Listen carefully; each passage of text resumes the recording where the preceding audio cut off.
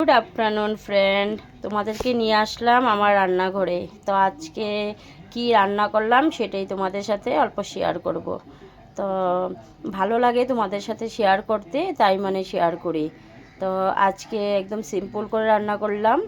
তো রান্নাতে আছে এই যে প্রথমে দেখাই সাদা ভাত। আজকে অল্প অতিথি নয়, আমাদের ঘরেরই মানুষ।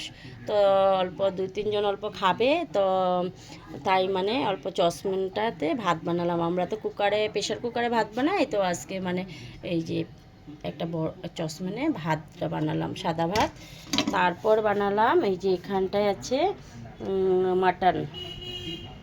তো এই যে দেখো মটনটা দেখতে পাচ্ছ, আজকে সব বেশি বেশি করে বানিয়েছি। ভাবলাম আমার ফেসবুকের বন্ধুরাও যদি আসে, বন্ধু বান্ধবীরা, দাদা দিদিরা সবাই তো খেতে পারবে, আজকে বেশি বেশি করে বানালাম। তো এই যে দেখো এই যে মাটন বানালাম। তারপর এখানে মাছের কালিয়া বানিয়েছি, কাতলা মাছের কালিয়া।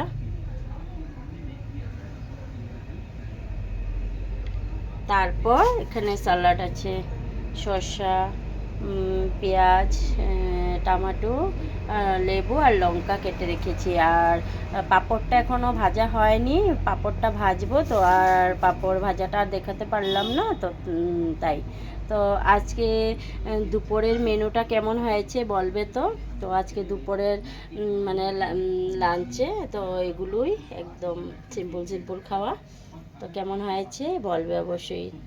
শুভ দুপুর সবাইকে, সবাই ভালো থেকো, সুস্থ থেকো। Bye bye friend.